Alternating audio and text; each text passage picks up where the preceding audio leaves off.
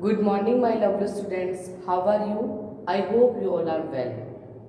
So, students, today we will continue the chapter number 22. How do state governments work? Okay. In previous class, we have discussed quasi-federal system in India. Okay, and different part of the our government. Okay, like अपनी government के जो three parts होते हैं, legislative, executive and judiciary. So today we will discuss state executive. Okay, in state executive, the executive arm is the part of the government that is responsible for the daily administration of the state. Means जो हमारी executive होती है वो daily जो administration होता है हमारे state का, उसके लिए क्या करती है, रिस्पॉन्सिबल होती है. Okay, this body executes the laws of the state through various functions. ठीक है, हमारी स्टेट के लिए लॉज बनाती है और उन लॉज को क्या करवाती है, हमारे यहाँ पर इम्प्लीमेंट करवाती है. Such is the governor, the CM and the council of minister. ठीक है, ये सब क्या है, जो एग्जीक्यूटिव है उसके पार्ट है. Then first we talk about the governor. Okay, the executive powers of the state is for formally vested in the governor. Okay, हमारी जो पावर होती है स्टेट गवर्नमेंट की, वो किसके हाथ में होती है, हमारे गवर्नर के हाथ में. बट एक्चुअल पावर किसके हाथ में होती है, सीएम के हाथ में. ठीक है, so he and she is only the nominal head of the state. ठीक है, वो कैसे होते हैं, ओनली फॉर नॉमिनल हेड होते हैं स्टेट के. एंड जो गवर्नर होते हैं उसको कौन अपॉइंट करता है, हमारा प्रेसिडेंट. ओके, प्रेसिडेंट के थ्रू अपॉइंट होते हैं गवर्नर. और जो गवर्नर होता है उसको जो उसका जो ऑफिस ड्यूरिंग टाइम है वो कब तक रहता है, pleasure of the president. Means this means the through the governor that through the governor is appointed for 5 years. He and she can be removed earlier by the president. This can only happen in case of glaring misconduct. A governor's team can be extended as well. Okay, so what is the meaning of pleasure of the president? मतलब जब तक हमारा राष्ट्रपति चाहेगा तब तक governor जो है उसके पद पर, उसकी पोस्ट पर रहेगा. Is that clear? So next we talk about qualification of the governor. So what is the qualification of the governor? Okay, किस पर्सन को गवर्नर बनाया जाएगा, है ना, उसकी क्या क्वालिफिकेशन है, उसके क्या क्राइटेरिया है जिसके बेसिस पर हम किसी पर्सन को एज अ गवर्नर या एज एक गवर्नर के रूप में चूज करते हैं. So first is very important, very must, the governor must be a citizen of India. पहली क्या शर्त है, जो पर्सन है जिसको हम गवर्नर के रूप में अपॉइंट करने वाले हैं वो पर्सन क्या हो, सिटीजन होना चाहिए हमारी इंडिया का. Okay, next, he and she should not be less than 35 years of age. So age का क्राइटेरिया भी डिसाइडेड है, 35 years का होना चाहिए, उससे कम का नहीं होना चाहिए. लेस 35 years होगा तो वो इस पोस्ट के लिए, इस पद के लिए नहीं होगा. ठीक है, then he and she must not be hold any office of profit. किसी भी प्रॉफिट वाली पोस्ट पर अपॉइंट नहीं होना चाहिए पहले से. ठीक है, पहले से किसी भी प्रॉफिट वाले, जहां से उसको लाभ मिल रहा हो, प्रॉफिट मिल रहा हो, ऐसे पोस्ट पे वो नहीं होना चाहिए. Next, he and she must not be an elected member of the parliament or any state legislative assemblies. Clear है ये भी, किसी भी या जो पार्लियामेंट है या फिर स्टेट लेजिस्लेटिव असेंबली है उसका मेंबर नहीं होना चाहिए.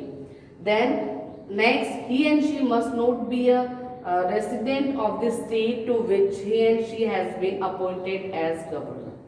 ठीक है, किसी भी ऐसे व्यक्ति को जिसके ऊपर किस तरह का कोई केस चल रहा हो, दिवालिया घोषित कर दिया गया हो, मेंटली वो रिटायर्ड हो, ऐसे पर्सन को भी क्या करते हैं, गवर्नर नहीं नियुक्त किया जा सकता है। सो ये क्राइटेरिया से, क्वालिफिकेशन से जिसके बेसिस पर किसी भी पर्सन को, जो हमारा प्रेसिडेंट होता है, वो एज ए गवर्नर किसी भी स्टेट में क्या करता है, अपॉइंट करता है।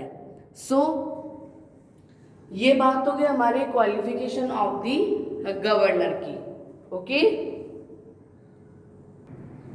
Next we talk about powers and functions of the governor. Okay, powers and function of the government को we have divided in some part. First is executive powers, legislative powers, judicial powers and dictionary powers. Okay, so ये जो powers है उनको हम one by one करके detail में study करेंगे। So first we talk about executive powers. First power is executive power, means in this power governor appoints CM and other members of the state assembly.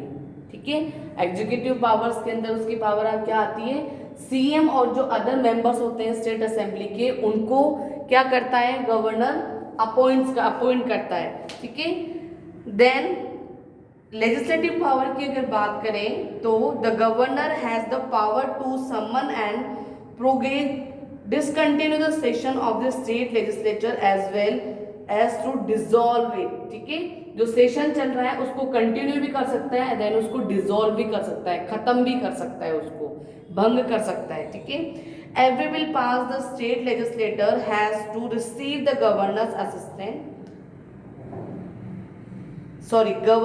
assent. This is a very important legislative power of the our governor. Okay, किसी भी तरह के bill pass करवाने होते हैं, ये जो bill pass होते हैं वो भी किसकी पावर के अंदर आते हैं, गवर्नर की लेजिस्लेटिव पावर्स के अंदर इंक्लूड होते हैं। On certain occasion when the state legislator is not in session, so the governor can issue order, वो क्या कहलाता है, ordinance. Okay, then this ordinance are submit to the state legislature in its next session. The legislature may or may not approve of it. ठीक है, उसको हम बोलते हैं ऑर्डिनेंस। ऑर्डिनेंस यानी अध्यादेश। ठीक है, इसको हिंदी में बोलते हैं अध्यादेश। जब जो हमारी लेजिस्लेटिव होती है, तब जब उसका किसी भी तरह का सेशन नहीं चल रहा होता है, जो हमारे लेजिस्लेचर है उसका सेशन नहीं चल रहा होता है, तब अगर गवर्नर को लगता है किसी भी टॉपिक पर, किसी भी मुद्दे पर लॉ बनाना है, कोई नियम बनाना है, तो वो सडन उस वक्त क्या करता है, एक ऑर्डर इशू करता है, उस ऑर्डर को बोलते हैं ऑर्डिनेंस। ठीक है, नेक्स्ट अगर जुडिशियल पावर की बात करें तो जो गवर्नर होता है उसके पास पावर होती है किसी भी ग्रांट प्रेडोन और रिड्यूस करने के लिए किसी भी पनिशमेंट को, और sentences passed by the courts under the state laws. किसी भी पर्सन की जिसको कि प्रिजन हो गई है, अगर उसकी पनिशमेंट वो जब गवर्नर से रिक्वेस्ट करता है तो उसकी जो पनिशमेंट होती है वो भी रिड्यूस हो जाती है। ओके, नेक्स्ट अगर हम पावर की बात करें तो नेक्स्ट है discretionary powers. Okay, discretionary powers क्या होती है,